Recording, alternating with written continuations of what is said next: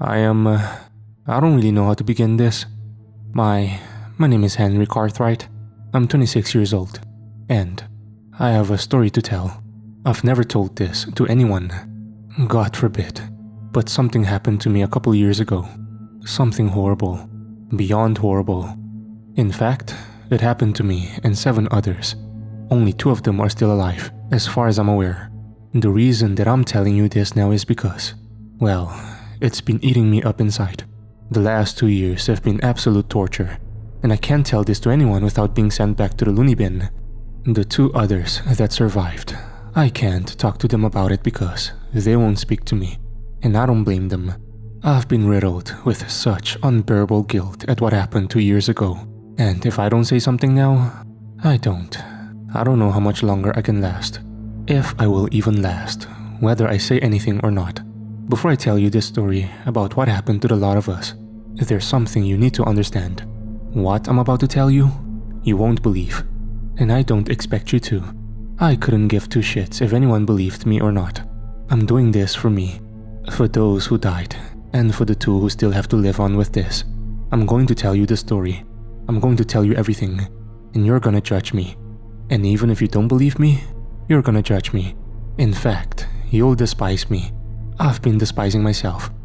For the past 2 years, all I've done since I've been out of that jungle is numb myself with drinks and drugs. Numb enough that I don't even recall even being inside that place. That only makes it worse. Far worse. But I can't help myself. I've gotten all the mental health support I can get. I've been in and out of the psychiatric ward, given a roundabout of doctors and a never-ending supply of pills. But what help is all that when you can't even tell the truth about what really happened to you? As far as the doctors know, as far as the world knows, all that happened was that a group of stupid adults who thought they knew how to solve the world's problems got themselves lost in one of the most dangerous parts of the world. If only they knew how dangerous that place really is. And that's the real reason why I'm telling you my story now. Because as long as that place exists, as long as no one does anything about it, none of us are safe. None of us. I journeyed into the real heart of darkness. The locals, they call it the Asili. Like I said, this all happened around 2 years ago. I was living a comfortable life in North London at the time, waiting tables and washing dishes for a living. That's what happens when you drop out of university, I guess. Life was good though, you know. Like, it was comfortable. I looked forward to the football at the weekend, and honestly, London isn't that bad of a place to live. It's busy as hell, people and traffic everywhere. But London just seems like one of those places that brings the whole world to your feet. One day though, I get a text from my girlfriend Nadia, or at the time, my ex-girlfriend Nadia. She was studying in the States at the time and we try to keep it long distance, but you know how it goes. You just lose touch. Anyways, she texts me, wanting to know if we can do a video chat or something, and I said yes. And being the right idiot I was, I thought maybe she wanted to try things out again. That wasn't exactly the case. I mean, she did say that she missed me and was always thinking about me, and I thought the same. But she actually had some news. She had this group of friends, you see, an activist group. They called themselves the, BADS? BADS? What that stood for, I don't know. They were basically this group of activist students that wanted equal rights for all races, genders and stuff. Anyways, Nadia tells me that her and her friends were all planning this trip to Africa together. To the Congo actually. And she says that they're going to start their own commune there, in the ecosystem of the rainforest. I know what you're thinking. It sounds batshit mad. And that's what I said. Nadia did somewhat agree with me. But her reasoning was that the world isn't getting any more equal, and it's never really going to change. And so her friends said, why not start our own community in paradise? I'm not sure a war-torn country riddled with disease counts as paradise, but I guess to an American any exotic jungle might seem that way. Anyways, Nadia then says to me that the group are short of people going, and she wondered if I was interested in joining their commune. I of course said no. No fucking thank you. But she kept insisting. She mentioned that the real reason we broke up was because her friends had been planning this trip for a long time, and she didn't think our relationship was worth carrying on anymore. She still loved me, she said, and that she wanted us to get back together. As happy as I was to hear she wanted me back, this didn't exactly sound like the Nadia I knew. I mean, Nadia was smart. Really smart, actually. And she did get carried away with politics and that. But even for her, this all felt quite mad. I told her I'd think about it for a week and, against my better judgment, I said yes. I said yes, not because I wanted to go. Of course I didn't want to go. Who seriously wants to go live in the middle of the fucking jungle? I said yes because I still loved her. And I was worried about her. I was worried she'd get into some real trouble down there. And I wanted to make sure she'd be alright. I just assumed the commune idea wouldn't work. And when Nadia and her friends realized that, they would all sort off back to the States. I just wanted to be there in case anything did happen. Maybe I was just as much as an idiot as them lot. We were all idiots. Well, a few months and malaria shots later, I was boarding a plane at Heathrow Airport and heading to Kinshasa, capital of the Democratic Congo. My big sister Ellie, she begged me not to go. She said I was putting myself in danger and I agreed. But I felt like I didn't really have a choice. My girlfriend was going to a dangerous place and I felt I had something to do about it. My sister, she basically raised me. We both came from a dodgy family, you see, and so I always saw her as kind of a mom. It was hard saying goodbye to her because I didn't really know what was going to happen. But I told her I'd be fine and that I was coming back, and she said, "You better." Anyways, I get on the plane and that's when things already start to get weird. It was a long flight, so I try to get plenty of sleep, and that's when the dreams start. Or the same dream. I dreamt I was already in the jungle, but I couldn't move. I was just floating through the trees and that. Like I was watching a David Attenborough documentary or something. Next thing I know, there's this fence or barrier of sorts running through the jungle. It was made up of these long wooden spikes, crisscrossed with one another, sort of like a long row of X's. But on the other side of the fence, the rest of the jungle was like pitch black. Like you couldn't see what was on the other side. But I can remember I wanted to. I wanted to go to the other side. Like it was calling me. I feel myself being pulled through to the other side of the fence and into the darkness. And I feel terrified, but excited at the same time. And that's when I wake back up in the plane. I'm all panicked and covered in sweat. And so I go to the toilet to splash water on my face. And that's when I realize I really don't want to be doing this. All I think now of doing is landing in Kinshasa and catching the first plane back to Heathrow. I'm still asking myself now why I never did. I land in Kinshasa, and after what seemed like an eternity, I work my way out of the airport and find Nadia and her friends. Their plane landed earlier in the day, and so I had to find them by 1 p.m. sharp, as we all had a riverboat to catch by 3. I eventually find Nadia and the group waiting for me outside the terminal doors. They look like they'd been waiting a while. As much anxiety I had at the time about all of this, it still felt really damn good to see Nadia again, and she seemed more than happy to see me too. We hugged and made out a little bit. It had been a while after all. And then she introduced me to her friends. I was surprised to see there was only 6 of them, as I just presumed there was going to be a lot more. But who in their right mind would agree to go along with all of this? The first 6 members of this group was Beth, Chantal, and Angela. Beth and Angela were a couple, and Chantal was Nadia's best friend. Even though we didn't know each other, Chantal gave me a big hug as though she did. That's Americans for you, I guess. The other 3 members were all lads. Ty, Jerome, and Moses. Moses was the leader, and he was this tall, intimidating guy who looked like he only worked out his chest. And he wore this gold cross necklace as though to make himself look important. Moses wasn't his real name. That's just what he called himself. He was kind of a religious nut of sorts, but he looked more like an American football player than anything. Right from the beginning, Moses never liked me. Whenever he even acknowledged me, he would call me some name like Oliver Twist or Mary Poppins. Either that, or he would try mimicking my accent to make me sound like a chimney sweeper or something. Jerome was basically a copy and paste version of Moses. It was like he idealized him or something, always following him around and repeating whatever he said. And then there was Ty. Even for a guy, I could tell that Ty was good looking. He kinda looked like a Rastafarian, but his dreads only went down to his neck. Out of the 3 of them, Ty was the only one who bothered to shake my hand. but something about it seemed disingenuous, like someone had forced him to do it. Oh, I think I forgot to mention it, but everyone in the group was black. The only ones who weren't was me and Angela. Angela wasn't part of the bats. She was just Beth's girlfriend. But Angela, she was pretty cool. She was a little older than the rest of us, and she apparently had an army background. I mean, it wasn't hard to tell. She had short boy's hair and looked like she did a lot of rock climbing or something. She didn't really talk much and mostly kept to herself, but it actually made me feel easier with her there. Not because of, but because neither of us were BATS members. From what Nadia told me, Moses was hoping to create a black utopia of sorts. His argument was that humanity began in Africa, and so as an African American group, Africa would be the perfect destination for their commune. I guess me and Angela tagging along kind of ruined all of that.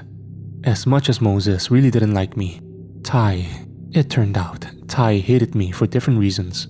Sometimes I would just catch him staring at me, like he just hated the shit out of me. I wouldn't learn till later why that was. What happens next was the journey up the Congo River. Not really much happened, so I'll try my best to skip through it. Luckily for us, the river was right next to the airport, so reaching it didn't take long, which meant we got to avoid the hours-long traffic. As bad as I thought London traffic was, Kinshasa was apparently much worse. We get to the river and it's huge. I mean, really huge. The Congo River was apparently one of the largest rivers in the world, and it basically made the Thames look like a puddle. Anyways, we get there, and there's this guy waiting for us by an old wooden boat with a motor. I thought he looked pretty shady, but Moses apparently arranged the whole thing. The guy, he only ever spoke French, so I never really understood what he was saying. But Moses spoke some French, and he pays him the money. We all jump in the boat with our things, and the man starts taking us up the river. The journey upriver was good and bad. The region we were going to was days away, but it gave me time to reacquaint with Nadia. And the scenery, it was unbelievable. To begin with, there were people on the river everywhere, fishing in their boats or canoes, and ferries more cramped than London Underground. At the halfway point of our journey, we stopped at this huge, crowded port called Mbandaka to get supplies. And after that, everything was different. The river, the scenery, it was like we left a civilization behind or something. Everything was green and exotic. It honestly felt like we stepped back in time with the dinosaurs. Someone on the boat did say the Congo had its own version of the Loch Ness Monster somewhere. That it's a water dinosaur that lives deep in the jungle. It's called the Makelebembe or something like that. Where we were going, I couldn't decide whether I was hoping to see it or not. I did look forward to seeing some animals on this trip, and Nadia told me we would probably get to see hippos or elephants. But that was a total letdown. We could hear birds and monkeys in the trees along the river, but we never really saw them. I guess I thought this boat ride was going to be a safari of sorts. We did see a group of crocodiles sunbathing by the riverbanks, and if there's one thing on that boat ride I feared the most, it was definitely crocodiles. I think I avoided going near the edge of the boat the entire way there. The heat on the boat was unbearable, and for like half the journey, it just poured with rain. But the humidity was like nothing I ever experienced. In the last 2 days of the boat ride, all it did was rain, constantly. We were all drenched. The river started to get more and more narrow, like narrow enough for only one boat to fit through. The guy driving the boat started speeding around the bends of the river at a dangerous speed. We didn't know why he was in a rush all of a sudden. We curved around one bend, and that's when we all noticed a man waving us down by the side of the bank. It was like he had been waiting for us. Turns out, this was also planned. This man, Fabrice, I think his name was. He was to take us through the rainforest to where the group had decided to build their commune. Moses paid the boat driver the rest of the money, and without even a goodbye, the guy turns his boat round and speeds off. It was like he didn't want to be in this region any longer than he had to. It honestly made me very nervous. We trekked on foot for a couple of days, and honestly, the humidity was even worse inside the rainforest. But the mosquitoes, that truly was the fucking worst. Most of us got very bad diarrhea too, and I think we all had to stop about 100 times just so someone could empty their guts behind a tree. On the last day, the rain was just pouring down, and I couldn't decide whether I was too hot or too cold. I remember thinking that I couldn't go on any longer. I was exhausted. We all were. But just as this journey seemed like it would never end, the guide, Fabrice, he suddenly just stops. He stops and is just frozen, just looking ahead and not moving an inch. Moses and Jerome tried snapping him out of it, but then he just suddenly starts taking steps back, like he hit a dead end. Fabrice's English wasn't the best, but he just starts saying, "I go back. You go. I go back." Basically what he meant was that we had to continue without him. Moses tried convincing him to stay. He even offered more money, but Fabrice was clearly too afraid to go on. Before he left, he did give us a map with directions on where to find the place we were wanting to go. He wished us all good luck, but then he stops and was just staring at me, dead in the eye, and he said, "Good luck, England." Like me, Fabrice liked his football, and I even let him keep my England soccer cap I was wearing. But when he said that to me, it was like he was wishing me luck most of all, like I needed it the most. It was only later that day that we reached the place where we planned to build our commune. The rain had stopped by now, and we found ourselves in the middle of a clearing inside the rainforest. This is where our commune was going to be. When everyone realized we'd reached our destination, every one of us dropped our backpacks and fell to the ground. I think we were all ready to die. This place was surprisingly quiet, and you could only hear the birds singing in the trees and the sound of swooshing that we later learned was from a nearby stream. In the next few days, we all managed to get our strength back. We pitched our tents and started working out the next steps for building the commune. Moses was the leader, and you could tell he was trying to convince everyone that he knew what he was doing. But the guy was clearly out of his depth. We all were. That was except Angela. She pointed out that we needed to make a perimeter around the area, set up booby traps and trip wires. The nearby stream had fish, and she said she would teach us all how to spear fish. She also showed us how to make bows and arrows and spears for hunting. Honestly, it just seemed like there was nothing she couldn't do, and if she wasn't there, I doubt any one of us would have survived out there for long. On that entire journey from landing in Kinshasa, the boat ride up the river and hiking through the jungle, whenever I managed to get some sleep, I kept having these really uncomfortable dreams. It was always the same dream. I'm in the jungle, floating through the trees and bushes before I'm stopped in my tracks by the same makeshift barrier fence and the pure darkness on the other side. And every time, I'm wanting to go enter it. I don't know why, because this part of the dream always terrifies me. But it's like I have to find what's on the other side. Something was calling me. On the third night of our new commune though, I dreamt something different. I dreamt I was actually on the other side. I can't remember much of what I saw, but it was dark, really dark. But I could walk. I was walking through the darkness, and I could only just make out the trunks of trees and the occasional branch or vine. Then I saw a light. Ahead, only 20 meters away. I tried walking towards the light, but it was hard. Like when you walk or run in your dreams, but you barely move anywhere. I do catch up to the light, and it's just a light, glowing. But then I enter it. I enter and I realize what I've entered is now a clearing, a perfect circle inside the jungle. Dark green vegetation around the curves, and inside the circle, right bang in the middle, is one single tree, or at least the trunk of a tree, a dead, rotting tree.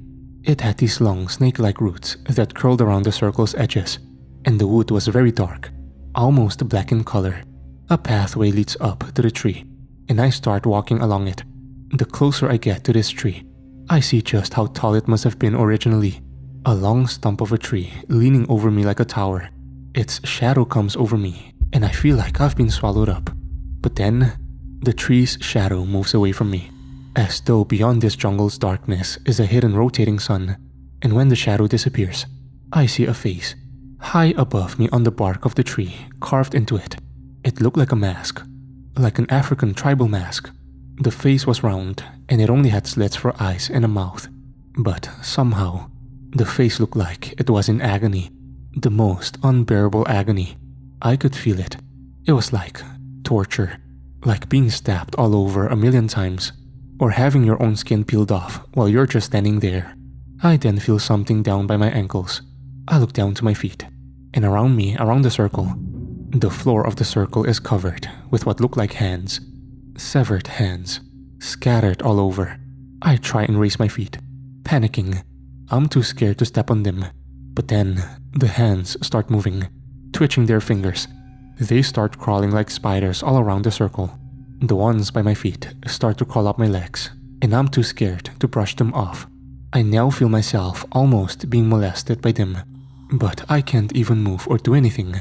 I feel an unbearable weight come over me, and I fall to the floor, and that's when I hear a zip. I wake up, and in the darkness of mine and Nadia's tent, a light blinds me. I squint my eyes towards it, and peeking in from outside the tent is Moses, Ty, and Jerome, each holding a wooden spear. They tell me to get dressed, as I'm going spearfishing with them, and Nadia berates them for waking us up so early. I'm by no means a morning person, but even with Nadia lying next to me, I really didn't want to lie back down in the darkness with the disturbing dream I just had fresh in my mind. I just wanted to forget about it instantly. I didn't even want to think about it. Later on, the four of us are in the stream trying to catch our breakfast.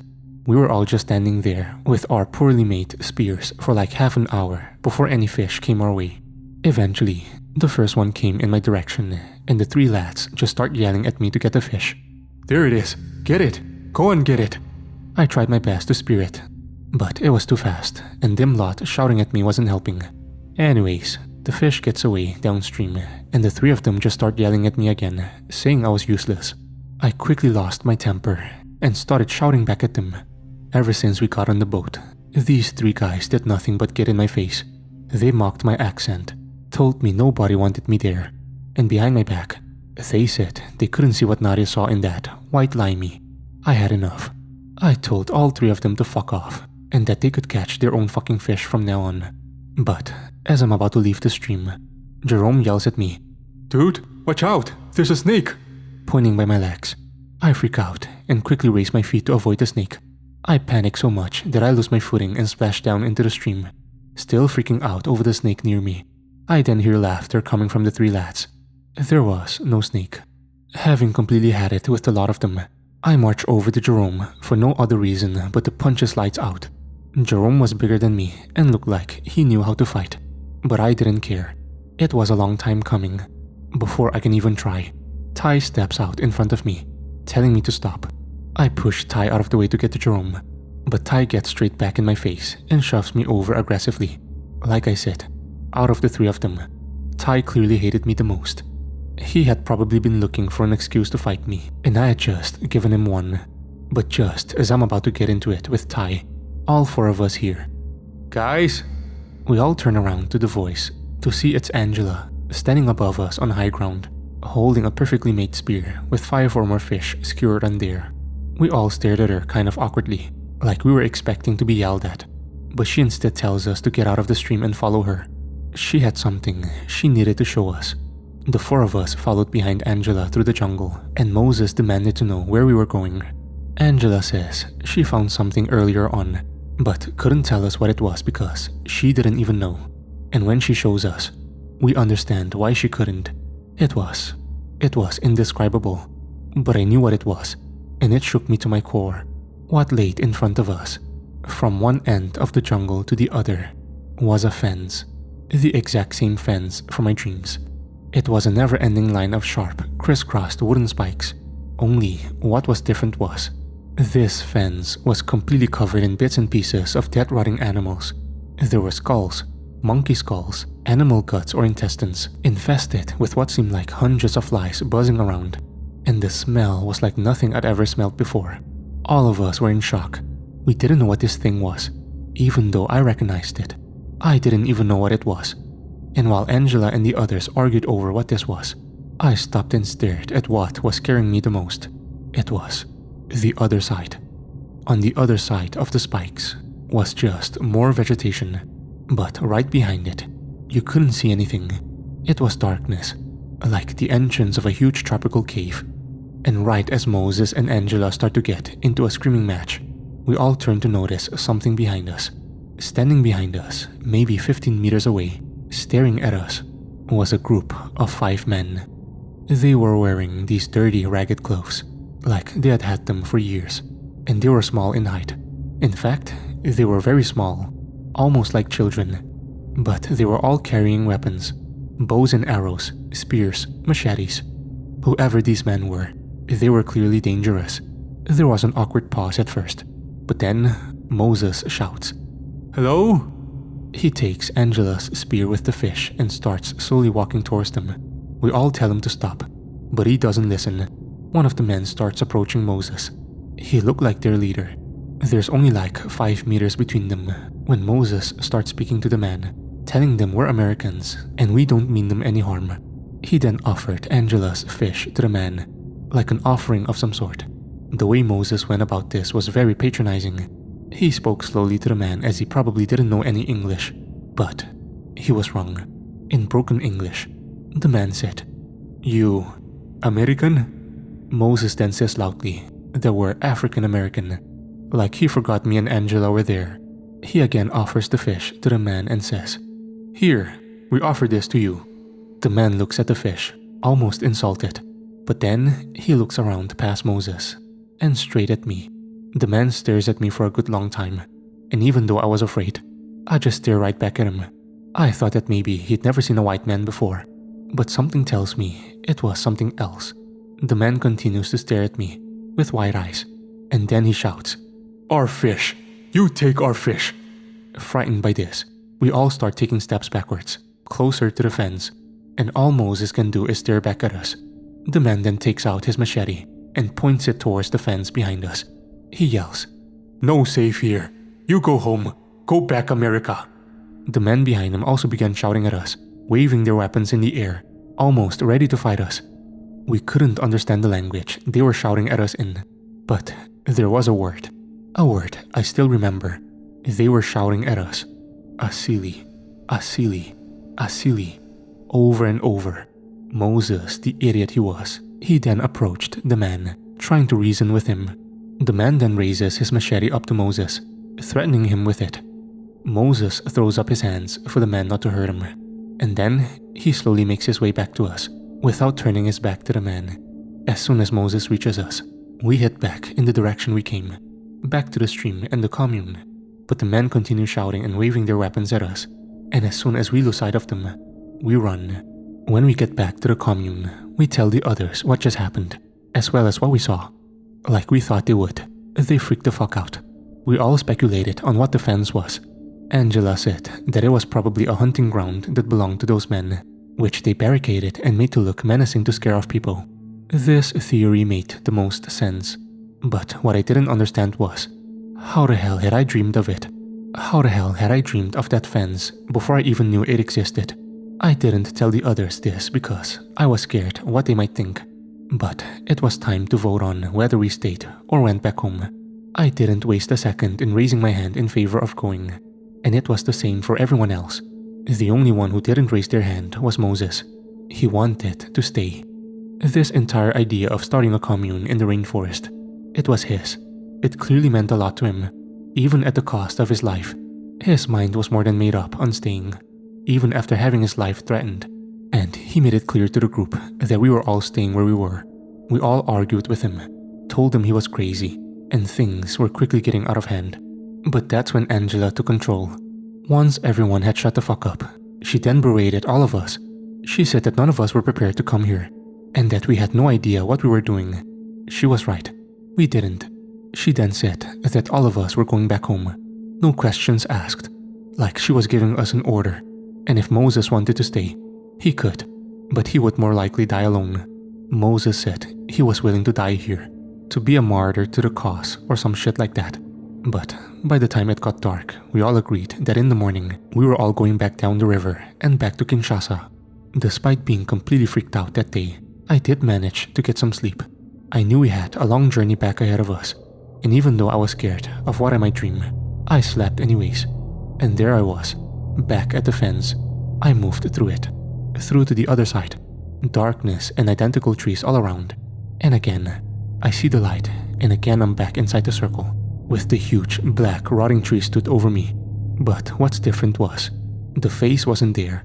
It was just a tree, but I could hear breathing coming from it. Soft, painful breathing like someone was suffocating. I remembered the hands. I look around me, but nothing's there. It's just a circle. I look back to the tree and above me. High up on the tree, I see a man. He was small, like a child, and he was breathing very soft but painful breaths. His head was down, and I couldn't see his face, but what disturbed me was the rest of him. This man, this childlike man against the tree. He'd been crucified to it. He was stretched out around the tree, and it almost looked like it was birthing him. All I can do is look up to him, terrified, unable to wake myself up. But then the man looks down at me. Very slowly, he looks down at me, and I can make out his features. His face is covered all over in scars. Tribal scars, waves, dots, spirals. His cheeks are very sunken in, and he almost doesn't look human. And he opens his eyes with the little strength he had, and he says to me, or more whispers, "Henry." He knew my name. That's when I wake up in my tent. I'm all covered in sweat and panicked to hell. The rain outside was so loud, my ears were ringing from it. I tried to calm down so I don't wake Nadia beside me, but over the sound of the rain and my own panicked breathing, I start to hear a noise. A zip. A very slow, zipping sound. Like someone was trying carefully to break into the tent. I look to the entrance zip door to see if anyone's trying to enter, but it's too dark to see anything. It didn't matter anyway because I realized the zipping sound was coming from behind me, and what I first thought was zipping was actually cutting. Someone was cutting their way through mine and Nadia's tent. Every night that we were there, I slept with a pocket knife inside my sleeping bag. I reach around to find it so I can protect myself from whoever's entering. Trying not to make a sound, I think I find it. I better adjust it in my hand when I feel a blunt force hit me in the back of the head. Not that I could see anything anyway, but everything suddenly went black. When I finally regain consciousness, everything around me is still dark. My head hurts like hell, and I feel like vomiting. But what was strange was that I could barely feel anything underneath me, as though I was floating. That's when I realized I was being carried, and the darkness around me was coming from whatever was over my head. An old sack or something. I tried moving my arms and legs, but I couldn't. They were tied. I tried calling out for help, but I couldn't do that either. My mouth was gagged. I continued to be carried for a good while longer before suddenly I feel myself fall. I hit the ground very hard, which made my hit even worse. I then feel someone come behind me, pulling me up to my knees. I can hear some unknown language being spoken around me and what sounded like people crying. I start to hyperventilate, and I fear I might suffocate inside whatever this thing was over my head. That's when a blinding bright light comes over me, hurts my brain and my eyes, and I realize the sack over my head has been taken off. I try painfully to readjust my eyes so I can see where I am, and when I do, a small, childlike man is standing over me, the same man from the day before, who Moses tried giving the fish to. The only difference now was, he was painted all over in some kind of grey paste. I then see beside him are even more of the smaller men, also covered in grey paste. The rain was still pouring down, and the wet paste on their skin made them look almost like melting skeletons. I didn't hear the crying again. I looked to either side of me, and I could see all the other commune members. Moses, Jerome, Beth, Ty, Chantal, Angela and Nadia, all on their knees, gagged with their hands tied behind their back. The short grey men standing over us then move away behind us, and we realize where it is they've taken us. They've taken us back to the fence. I can hear the muffled screams of everyone else as they realized where we were, and we all must have had the exact same thought. What is going to happen? The leader of the grey men then yells out an order in his language, and the others raise all of us to our feet, holding their machetes to the back of our necks. I look over to see Nadia crying. She looks terrified. She's just staring ahead at the fly-infested fence, assuming we all did. A handful of the grey men in front of us are now opening up a loose part of the fence, like two gate doors. On the other side, through the gap in the fence, all I can see is darkness. The leader again gives out an order, and next thing I know, most of the commune members are being shoved, forced into the gap of the fence to the other side. I can hear Beth, Chantal and Nadia crying. Moses through the gag in his mouth, he pleads to them, please stop." As I'm watching what I think is kidnapping, or worse, murder happen right in front of me, I realize that the only ones not being shoved through the other side were me and Angela. Ty is the last to be shoved through. but then the leader tells the others to stop. He stares at Ty for a good while, before ordering his men not to push him through. Instead, to move him back next to the two of us. Stood side by side and with our hands tied behind us, all the three of us can do is watch on as the rest of the commune vanish over the other side of the fence. One by one, the last thing I see is Nadia looking back at me, begging me to help her. But there's nothing I can do. I can't save her. She was the only reason I was here, and I was powerless to do anything. And that's when the darkness on the other side just seems to swallow them. I try searching through the trees and darkness to find Nadia, but I don't see her. I don't see any of them. I can't even hear them. It was as though they weren't there anymore, that they were somewhere else. The leader then comes back in front of me. He stares up to me, and I realize he's holding a knife. I look to Angela and Ty, as though I'm asking them to help me, but they were just as helpless as I was. I can feel the leader of the Grey Men staring through me, as though through my soul, and then I see as he lifts his knife higher, as high as my throat. Thinking this is going to be the end, I cry uncontrollably, just begging him not to kill me. The leader looks confused as I try and muffle out the words, and just as I think my throat is going to be slashed, he cuts loose the gag tied around my mouth, drawing blood. I look down to him, confused, before I'm turned around and he cuts my hands free from my back. I now see the other Grey Men are doing the same for Ty and Angela. To our confusion, I stare back down to the leader, and he looks to me, and not knowing if we were safe now or if the worst was still yet to come, I put my hands together as though I'm about to pray, and I start begging him before he yells, "Shut up! Shut up!" at me, this time raising the knife to my throat. He looks at me with wide eyes, as though he's asking me, "Are you going to be quiet?" I nod yes, and there's a long pause all around, and the leader says, in plain English, "You go back. Your friend's gone now. They dead. You no return here. Go!" He then shoves me backwards, and the other men do the same to Ty and Angela, in the opposite direction of the fence. The three of us now make our way away from the men, still yelling at us to leave, where again, we hear the familiar word of Asili, Asili. But most of all, we were making our way away from the fence, and whatever danger or evil that we didn't know was lurking on the other side, where the others now were. If you're wondering why the three of us were spared from going in there, we only managed to come up with one theory. Me and Angela were white, and so if we were to go missing, there would be more chance of people coming to look for us. I know that's not good to say, but it's probably true. As for Ty, he was mixed race, and maybe they thought one white parent was enough for caution. The three of us went back to our empty commune to collect our things and get the hell out of this place we never should have come to. Angela said the plan was to make our way back to the river, flag down a boat, and get a ride back down to Kinshasa. Ty didn't agree with this plan. He said as long as his friends were still here, he wasn't going anywhere. Angela said that was stupid, and the only way we could help them was to contact the authorities as soon as possible.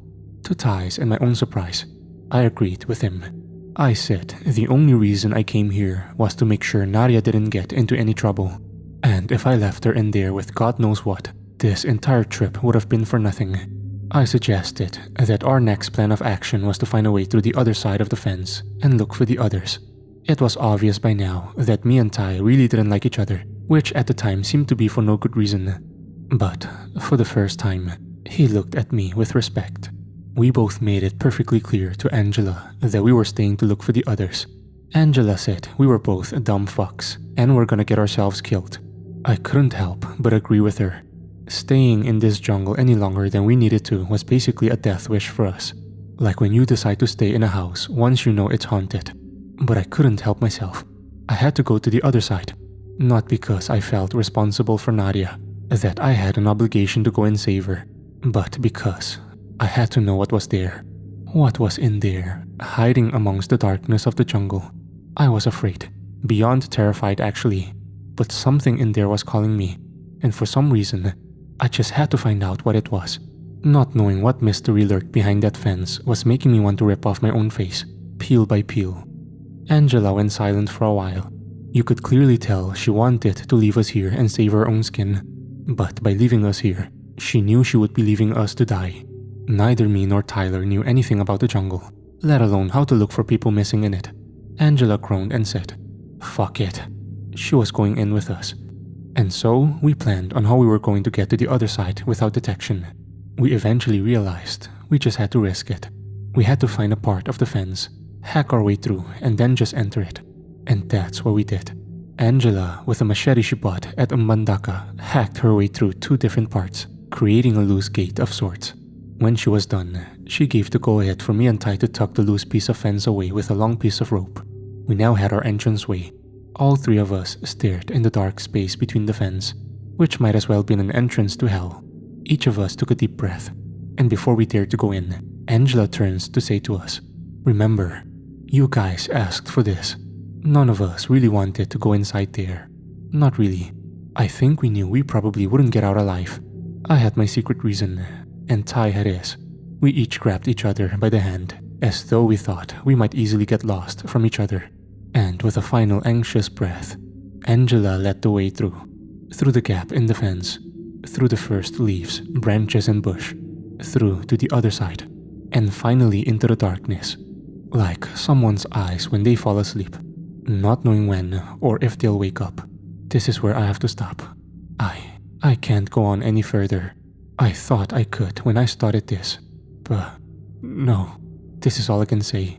For now anyway. What really happened to us in there? I don't know if I can even put it into words. All I can say is that what happened to us already, it was nothing compared to what we would eventually go through. What we found. Even if I told you what happens next, you wouldn't believe me, but you would also wish I never had. There's still a part of me now that thinks it might not have been real. For the sake of my soul, for the things I was made to do in there, I really hope this is just one big nightmare. Even if the nightmare never ends, just please don't let it be real. In case I never finish this story, in case I'm not alive to tell it, I'll leave you with this. I googled the word Asili a year ago, trying to find what it meant. It's a Swahili word. It means the beginning.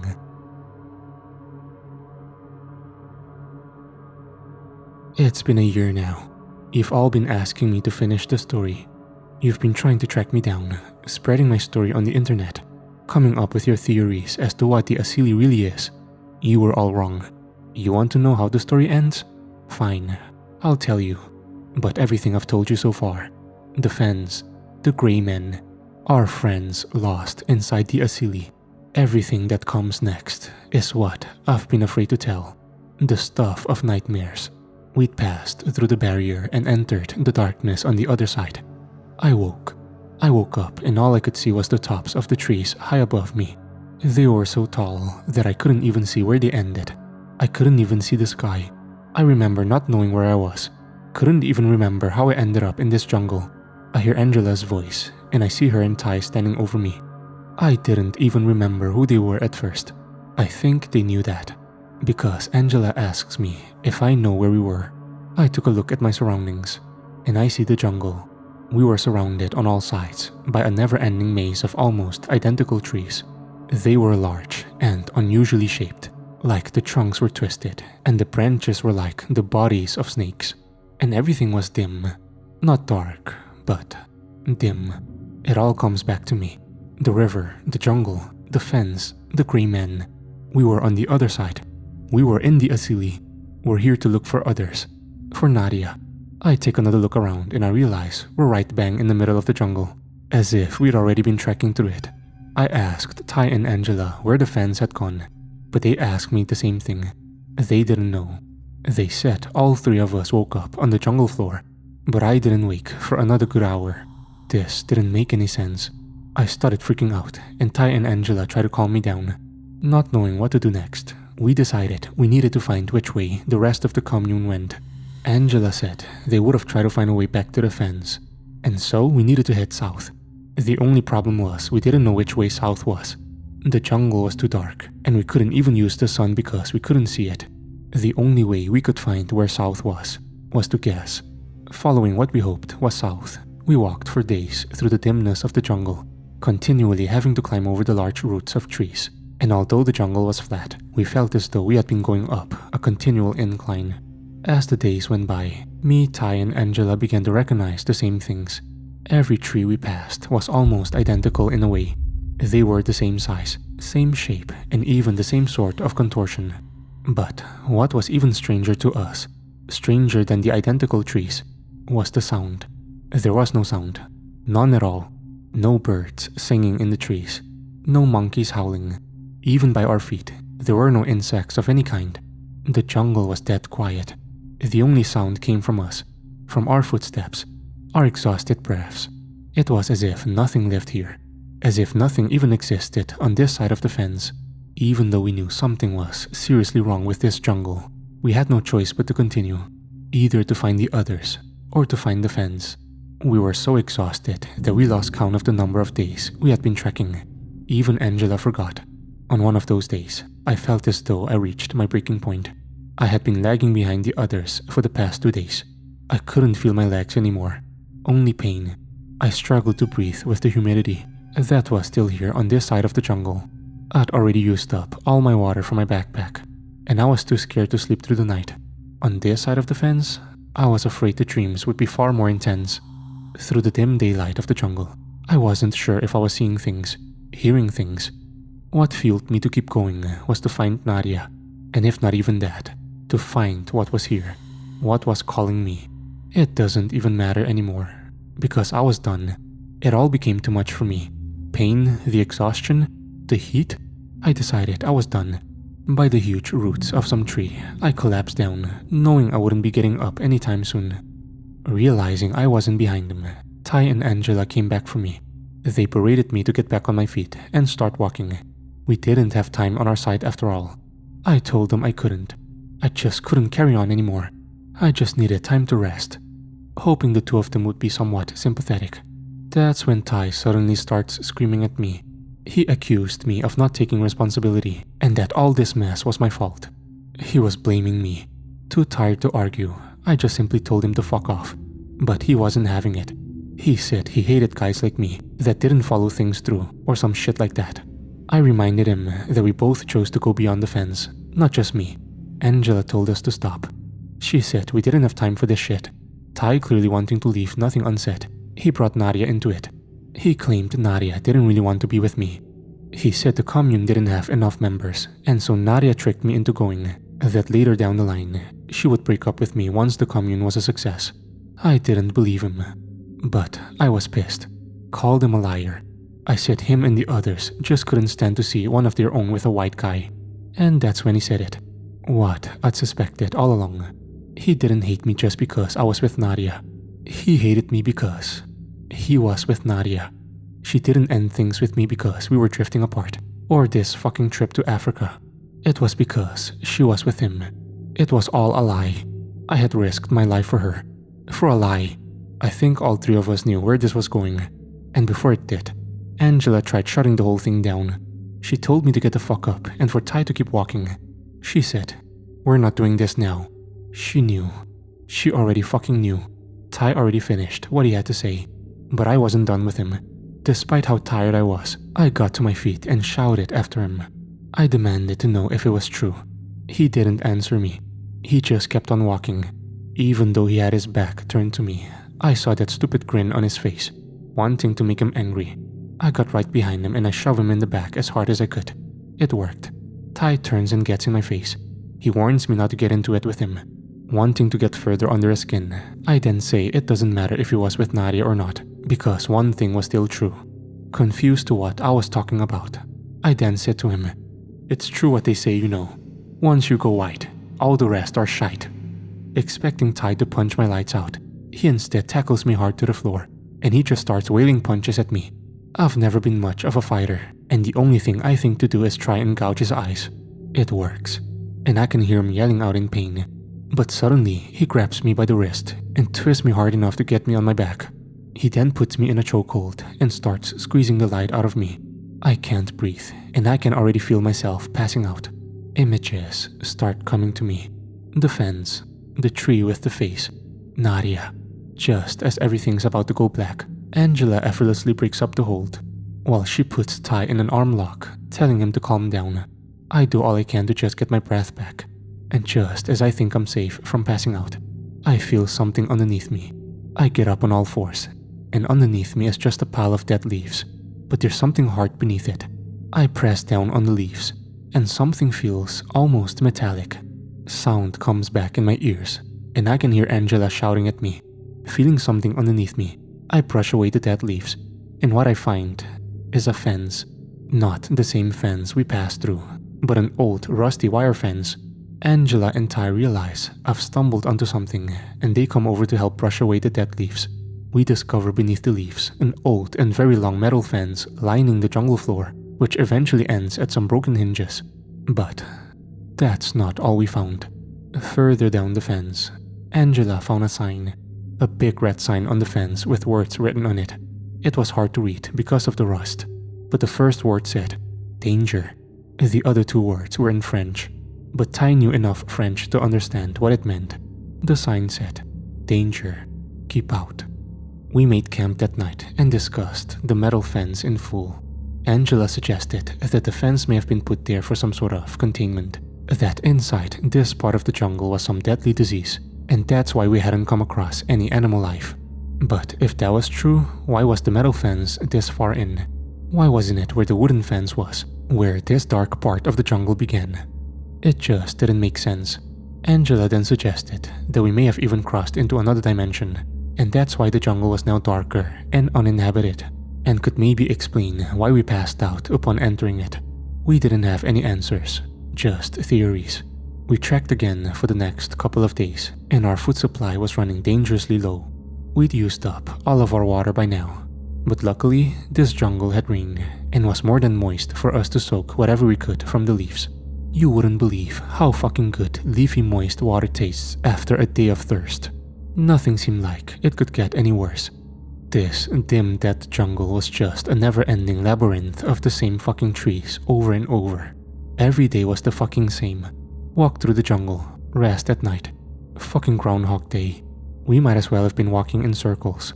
But that's when Angela came up with a plan.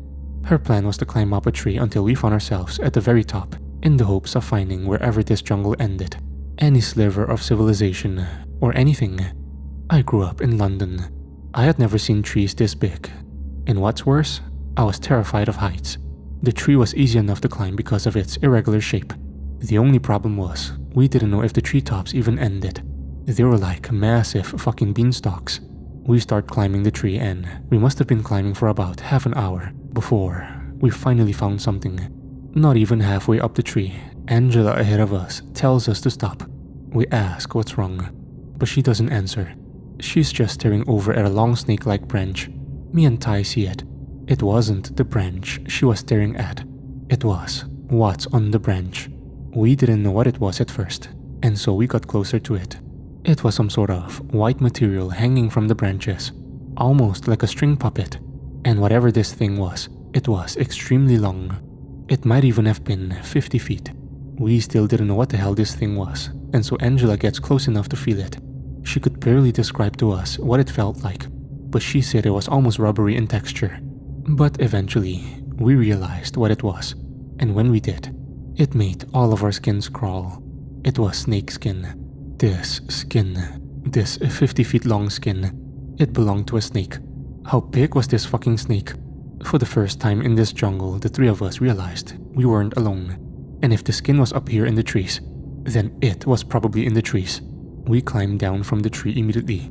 If this snake was still around, we didn't want to be around when it found us. We thought we knew the answers now. We thought we knew why this place was contained. A massive 50 fucking feet long snake. It seemed big enough to swallow a cow. If this snake was in here, then what else was in here? More snakes? Worse? Is that why the Grey Man warned us to stay away from this place?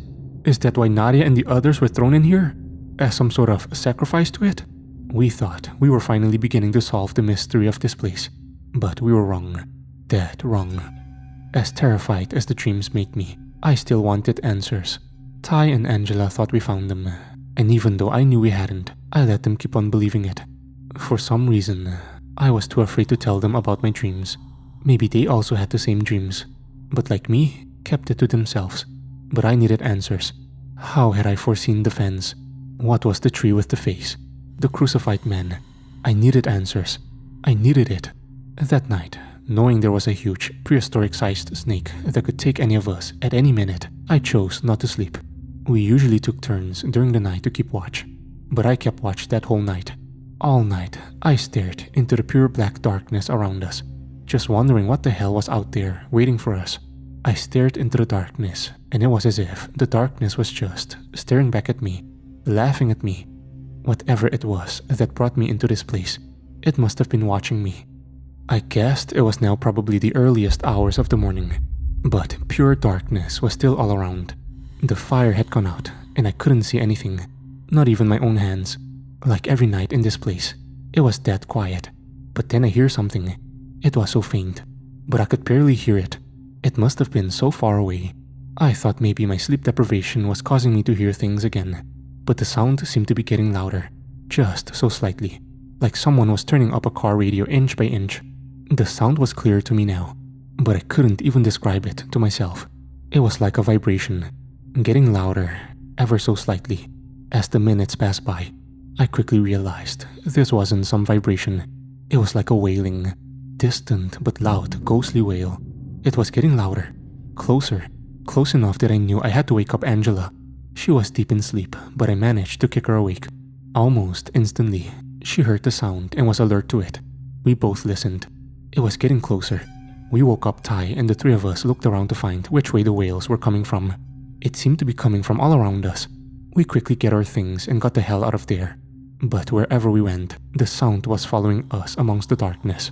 It was so loud by now that we couldn't even hear one another. We put our headlights on and followed behind Angela. But no matter where we went, it just seemed like we were heading directly towards the sound. Barely able to see anything, we were stopped in our tracks by a large tree root, and we desperately had to climb over it because the wailing was now directly behind our backs. I struggled to climb over, and I could hear Angela yelling, "Come on, hurry up!" We ran down the other side of the tree, thinking we finally managed to outrun the sound. But it was waiting for us. We ran directly into it. We ran into the sound, and I realized what it was. It was people. Dozens and dozens of them, all around us. From my headlight, I could see their faces. Men, women, children, the elderly. They were barely clothed in torn pieces of clothing and were so skinny. They were basically just skin and bones. Their eyes were pure white, like they were blind, and they began to grab us, claw at us, pulling us to the ground. There were so many of them on top of me, I couldn't move. Thinking I was going to be ripped apart, I then noticed something. None of them, absolutely none of them had any hands. Some of them didn't even have wrists. Just stumps where their hands and arms should have been. Their groans were so loud on top of me, I couldn't hear myself think. I couldn't breathe. Amongst the countless groans, I then hear what sounds like gunshots. The armless, zombie people on top of me start to move away, but my body's still pinned down. I then feel an arm, and it was Angela. Holding a revolver, she drags me to my feet. She shoots more of them, and the entire horde are scared off. Once we find Ty, we just leg it out of there, shooting or shoving the zombie people out of the way. We ran so far that the sound of their groans was almost gone. We kept running through the darkness, as far away as we could from them. I was ready to collapse, but I was too afraid to stop. But then, we did stop. The ground beneath us suddenly wasn't there anymore, and I felt myself falling. For a few seconds, we're just weightless, before we crashed back down against the ground. I was in so much pain. I could feel leaves and dirt all over me, and when I tried to crawl up on my knees, I reached out to feel something in front of me. It felt like a wall. A dirt wall, all around us. Realizing we've fallen into something, I look up with my headlight and see we've fallen into a 10 feet deep hole. I could see glimpses of Ty next to me. I could hear him moaning in pain, but I couldn't hear or see Angela. I look up with my headlight, and I see Angela pulling herself out of the hole. She must have managed to hold onto the edge. Once she was on the surface, me and Ty yelled out for her, but all Angela could do was stare down into the hole, clueless on how she would get us out. Being trapped down there wasn't the worst of our problems. The groans had returned. We could hear them up there. It now sounded like hundreds of them, getting closer. We were too far down to see Angela's face, but we saw her headlight moving frantically back and forth from us and the oncoming wails. We yelled out to her again, but she couldn't hear us. We were too far down and the sounds on the surface were too loud. Angela was shouting something back down to us, but we couldn't hear her either. I can't be certain what she said, but I think it was, "I'm sorry." And before the whales could reach us, could reach her, Angela's headlight was gone. She had left us. She had left us to the whales, to the dozens or even hundreds of zombie-like people. She left me alone, alone with Ty. We were now down there for what felt like hours. Our headlights had died, leaving us both trapped in pure darkness. And for hours, all we heard was the painful noise from the people above our heads. It was like fucking torture. I felt like I was going mad from it, even though Ty was right next to me.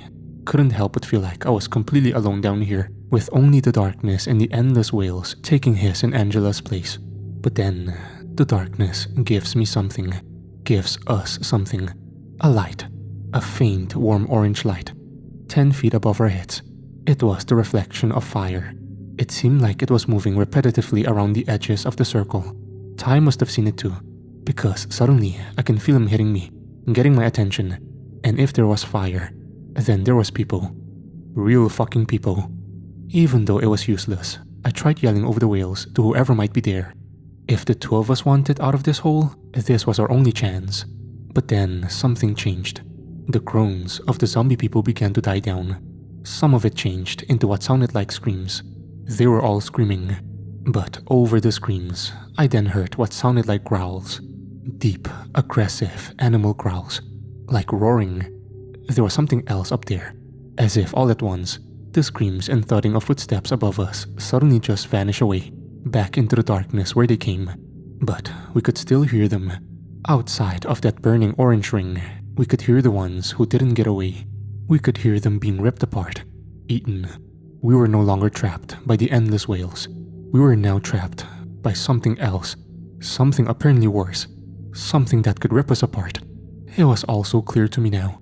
Everything that happened to us, it was all planned. It was planned from the beginning. For days, we saw absolutely nothing. And then suddenly, we saw everything at once. Those people, those zombie-like people, they were supposed to find us, and we were supposed to fall into that hole. It was divine intervention. Believe it or not, I did find the others. I did find Nadia, but we almost wish we hadn't. We knew there were monsters inside of this jungle now, and we did find our way out of that hole. But it wasn't monsters that were waiting for us on the surface. Not the monsters you're thinking of. What we found in that jungle wasn't monsters. It was men. White men.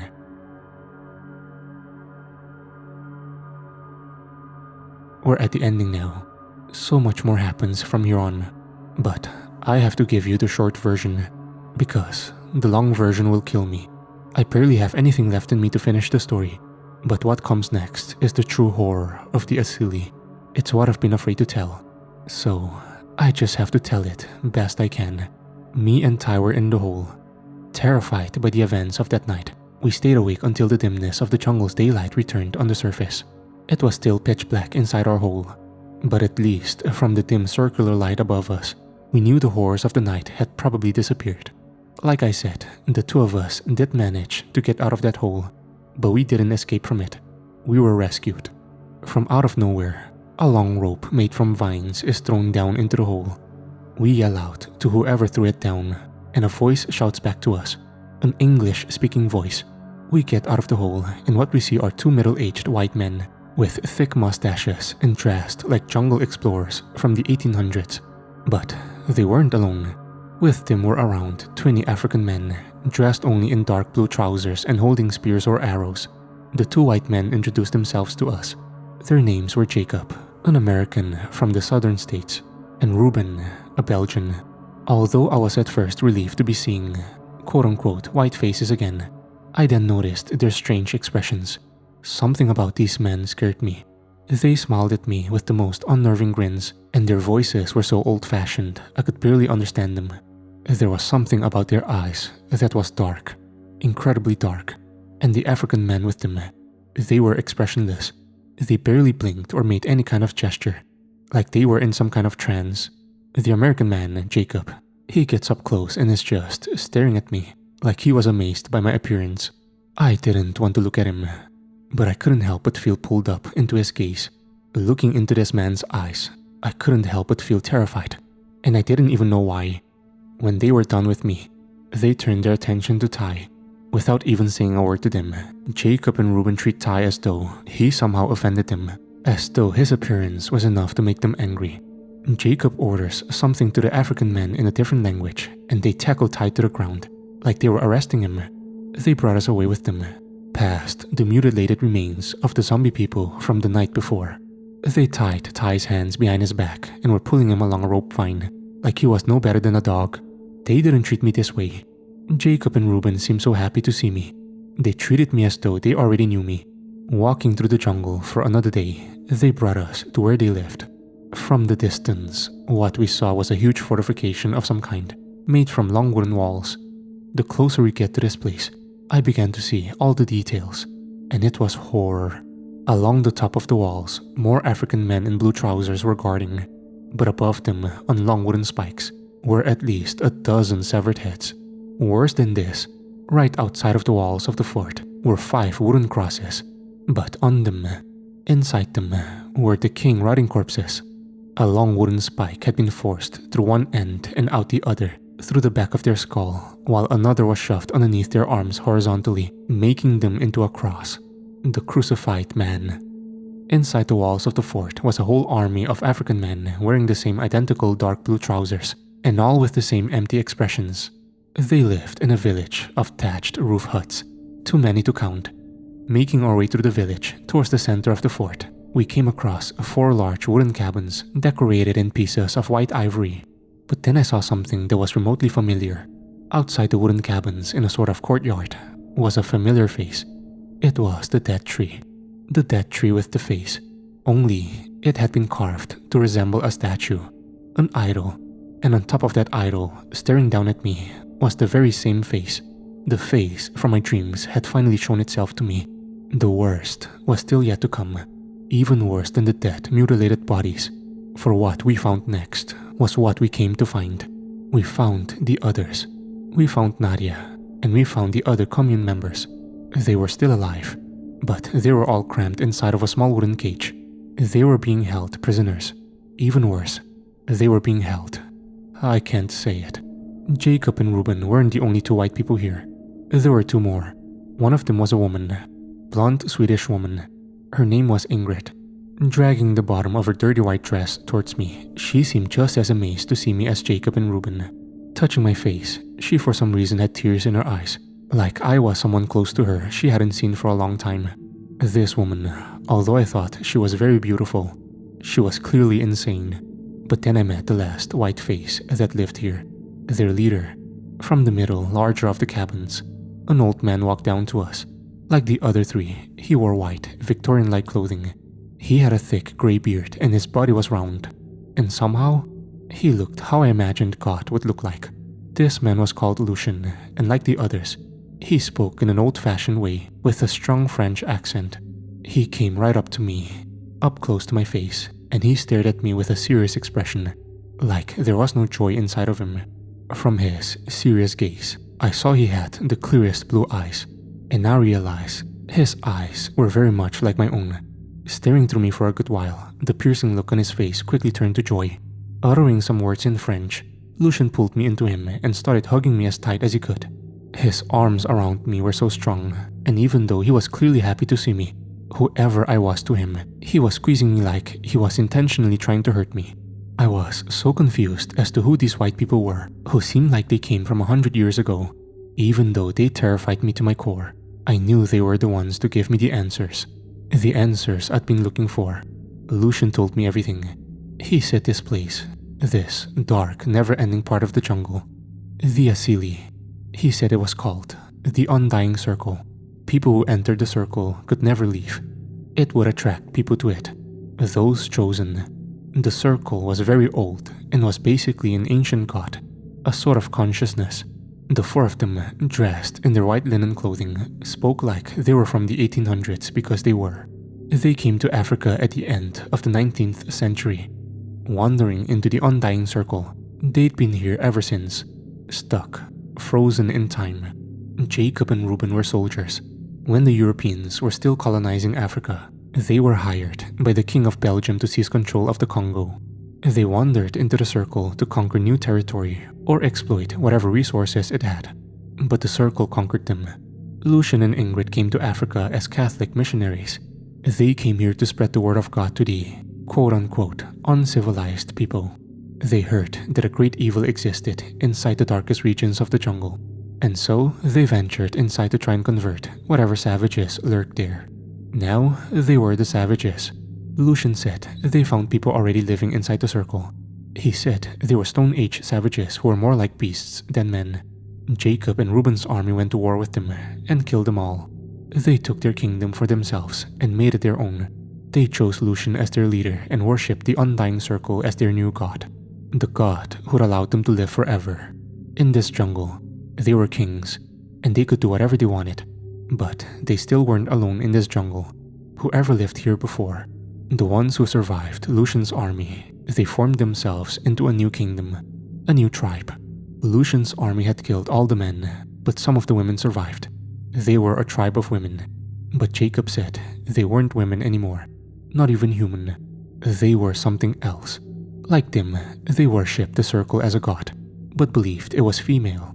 Whatever it is they worshipped, Jacob said it turned them into some sort of creatures who painted their skin red, head to toe in the blood of their enemies, were extremely tall with long stretched out limbs, and even had sharp teeth and talons. Jacob said they were cannibals who ate the flesh of men. This all sounded like racist bullshit to me, but in the Asili, in the Undying Circle, it seemed every nightmare was possible. The reason why they were so happy to find me, why they acted as though they already knew me, it wasn't because of the color of my skin or where I was from. It was because they knew the Circle would bring me here. In his dreams, Lucian said the Circle promised to bring him a son. Lucian believed that I was his great-great-great-something grandson, and that I was here to inherit his kingdom. I told him he was wrong. He was French and I was English, and even though we shared similar blue eyes, I told him it was impossible. But Lucian told me something else. Before he came into the Undying Circle, he said he'd had a son. He broke his vows and gotten a native woman pregnant. He took the baby away from her and gave it to an English missionary. Whoever this missionary was, he brought the baby back to England to be raised and educated in the civilized world. I didn't know if he was telling the truth. Was I really his descendant? I didn't believe it. I chose not to believe it. I wasn't one of them. I would never be one of them. They made me do things. They forced me to do things I didn't want to. They kept prisoners. Jacob forced me to beat them. He put his sword in my hands and made me kill the ones who were too weak to work. He made me cut off their hands. He wanted me to keep them as trophies. The female prisoners who the white men found attractive, they were allowed to roam free as concubines. Nadia was one of them. If she wasn't, I would have been forced to hurt her. And even after everything she put me through, cheating on me, lying to me, tricking me into coming to this place I never should have come to, I couldn't do it. But I did it to the rest of them. What's worse is that I enjoyed doing it to them. I enjoyed it. It made me feel powerful. This group that from day one looked at me like I was unwanted, unaccepted, made me feel guilty because of the color of my skin. Every ounce of pain I put them through, I took pleasure from it. The one I wanted to hurt most of all was Ty. I hated him. I was jealous of him. He took Nadia away from me. I wanted to make him suffer, but I couldn't. He wasn't my prisoner. He was Ingrid's. He was Ingrid's concubine. I couldn't touch him, and it infuriated me. There's something you need to understand. This place, the Undying Circle, the Asili, it brings out the darkest parts of you. Whatever darkness lies in your heart, the Circle brings it out of you, allows it to overtake you. Jacob and Reuben came here as soldiers, and now they were tyrants. They were monsters. Ingrid was from a time where women were suppressed, and now she oppressed those who were seen as beneath her. Lucian came here to spread the message of the god he loved. Now he denounced them. He now served another god, an evil god. In this place, in this jungle, he was God. I was a white guy from London. Diversity was all I knew. I accepted anyone and everyone, even if they never really accepted me. Is this what I truly am? In my darkest of hearts? Am I racist? Of all the horrors I came across in that jungle, I feared myself the most. I was a god here. King. I had power over life and death. I didn't want it. I didn't want any of it. Whatever part of me was still good, I called upon it. The man I was before, he wasn't here anymore. He lived on the other side of the Asili. Beth and Chantal were dead. They died of weakness. The last I saw of them, they were just skin and bones. As long as Nadia was a concubine, at least she was being fed. As for Moses and Jerome, two young, strong African men, they became soldiers in Jacob and Reuben's army.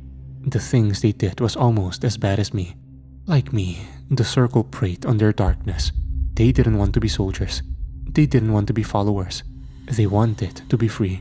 They escaped the fortress and took their chances in the jungle. It didn't take long for Jacob and Reuben to find them. They already killed Jerome. They put his head on top of the wall with the others, but they gave Moses to me. They made me cut off his hands while he was still alive. I could hear Nadia screaming at me to stop, but I kept on beating him until he wasn't screaming anymore. Moses loved God. He loved Jesus Christ, and even though he begged him in his final moments, no one was there. Moses looked for God in his final moments, but didn't find him. I looked for that part of me that was supposed to be good, that once knew love and kindness. Every night, I woke only to see the darkness and the smell of death. But one night, through the surrounding black void of my cabin, I found him. I saw him through the darkness. He told me what I needed to do, why I came here in the first place. That night, I went out of my cabin. The fort was quiet, empty, but the torches were still lit all around. Ty was in the courtyard, tied to a wooden pole by his neck. I held out my knife to him. I wanted him to know that I had the power to kill him, but instead, I was going to cut him free, even though he had no reason to. I needed him to trust me. I told him we needed to save Nadia, and then the three of us were getting out of this place, that we'd take our chances in the jungle. Ty was expressionless. The circle's darkness had clearly gotten to him. He looked up at me with murder in his eyes, but then he agreed. He was with me. As Ty went away in the direction of Ingrid's cabin, I went into Reuben's. I opened the door slowly. I couldn't see, but I could hear him breathing. I put my hand over the sound coming from his mouth, and with my knife, pressed it into his neck. I heard him react under my hand, and I pressed down even harder. I heard the blood gurgling inside his mouth and felt his nails scrape deep into my skin. But now Reuben was dead. I killed him while he slept, and in his final moments, he didn't even know why. I leave Reuben's cabin and I made my way towards Jacob's. I found Ty there waiting for me. I asked him if he did it, and he looked at me blankly and said, "I strangled her." The way Ty looked at me, I was afraid of him. I now knew what he was capable of, but I needed him. We went into Jacob's cabin. He was sleeping with Nadia next to him. Nadia saw us through the glow of the outside torches, and we gestured for her to be quiet. By the bedside was Jacob's sword, the same one he'd made me use to do my killings. I took it. Standing over Jacob, Ty looked at me, waiting for me to give the signal. As I raised Jacob's sword, Ty quickly put his hands over Jacob's mouth. I saw Jacob's eyes open wide. Looking up to Ty, he then instantly looked at me, seeing I was holding his own sword over him. I stuck it deep into his belly as hard as I could. I saw his eyes scrunch up as Ty kept his groans inside. I took out the blade and I kept on stabbing him, covering me and Ty in Jacob's own blood. Jacob tried grabbing the sword, but it only sliced through his hands. By the time he was dead, his hands were still holding the blade. Having killed Jacob, the three of us left out the cabin. The fort was still quiet and no one had heard our actions. We knew we couldn't just leave the fort. Soldiers were still guarding the front entrance. We knew we had to create a distraction. And so we took one of the fire torches and set Ingrid's and Jacob's cabin on fire. We hid in the darkest parts of the fort until the fire was so large, it woke up Lucian and all of Jacob's soldiers. It seemed everyone had gathered round the burning cabins to try and put out the flames. And as they tried, we made our escape. The entrance was unguarded, and so we ran outside the fort and into the darkness of the jungle. We journeyed through the circle's jungle for days, unsure where it was we were even going. We knew we could never escape, but taking our chances out in this jungle was better than the hell that existed inside there. I feared what we'd run into, what we'd find. I feared that Lucian and his army would be coming after us. I feared the predatory monsters we'd only seen glimpses of, and I feared that Jacob was telling the truth and there was some tribe of man-eating creatures who could be stalking us. But just like when we first entered this jungle, we saw nothing. Again, we were trapped among the same identical trees and vegetation. Before the circle, the Asili just seemed as though it spat us back out. We were free. We found our way out of that place. We were still in the jungle, the real jungle, but whatever dangers the Congo had, it was nothing compared to the horrors in there. We found our way back to the river, back down to Kinshasa, and eventually, we found our way home. We never told the truth about what happened to us. We said we got lost, that the others had died of disease or hunger. It was easy for them to believe, because the truth wasn't. I went back to London, and Nadia went home to her family. I tried to get in touch with her, but I couldn't. She ignored my texts, my calls. She no longer wanted anything to do with me. To this day, I don't even know where she is, if she went back to the States to be with Ty. For the past 3 years, I've felt completely alone. I've had to live with what I've been through, alone, but it's what I deserve. The Asili had turned me into a monster, a murderer. It almost seems like just a bad dream, that it wasn't really me that committed all those things, but it was. If you're wondering how it was we got out of that place, I think the Asili allowed us to leave, like it wanted us to. Whatever the Asili was, it was evil. It had worshippers, followers. It was basically a religion. Maybe it wanted us to tell the world what we'd seen and been through. Maybe it wanted more people to come here and bow to its will. Maybe I'm doing more damage than good by admitting its existence. We never found out what happened to Angela. I don't even know if she's still alive. Maybe she's still out there somewhere, surviving. What if the tribe of women had found her? What if they weren't the monsters Jacob said they were? That they were just survivors who fought against Lucian's tyranny. Angela was a warrior. She knew how to survive. I'd almost like to think she became one of them.